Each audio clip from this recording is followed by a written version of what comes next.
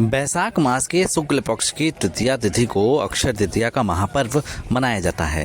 इस दिन भगवान विष्णु के अवतार परशुराम की जयंती मनाई जाती है। कहा जाता है कि युग युगांतर में इस दिन से ही त्रेता युग की शुरुआत हुई थी, इसलिए इस दिन को अक्षय मुहूर्त के रूप में माना जाता है। शास्त्रों में इसे ईश्वरी तिथि भी कहते हैं। मान्यताओं के अनुसार अक्षय तृतीया के दिन धनतेरस की तरह सोना खरीदारी के साथ और भी कई चीज़ों के खरीदने का शुभ फल मिलता है। काशी के ज्योतिषाचार्य पंडित संजय उपाध्याय ने बताया कि जिस तरह इस दिन दान और खरीदारी का विशेष महत्व है, वैसे ही शास्त्रों में इस दिन कई ऐसी चीज़ें हैं जिसको करने की मनाही भी बताई गई है।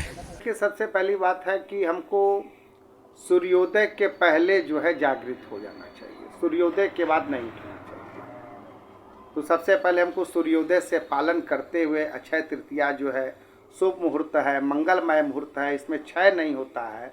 तो यदि हम सूर्योदय के पहले उठते हैं तो हमारी किस्मत जो है जाग जाएगी।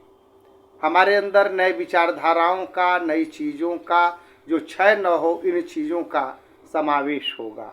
तो हमको सूर्योदय के बाद नहीं उठना है, हमको सूर्योदय के पहले उठ जाना चाहिए। दूसरी बात यह है कि हमको शराब का सेवन, तामसी चीज़ों का सेवन, चूँकि ये देवता का समय है, ये युगादि तिथि है, त्रेता युग का प्रारंभ हुआ है, तो इसमें हमको शराब का सेवन, मद्य और मांस का सेवन, इन सब चीज़ों का सेवन से हमको बचना चाहिए।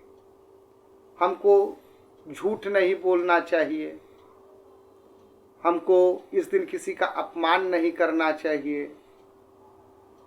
इस दिन हमको सात्विक विचारधारा में रह करके अपने कार्य को प्रतिपादित करना चाहिए। इस दिन हमको लड़ाई झगड़ा नहीं करनी चाहिए। इस दिन हमको किसी को कुशब्द का प्रयोग नहीं करना चाहिए।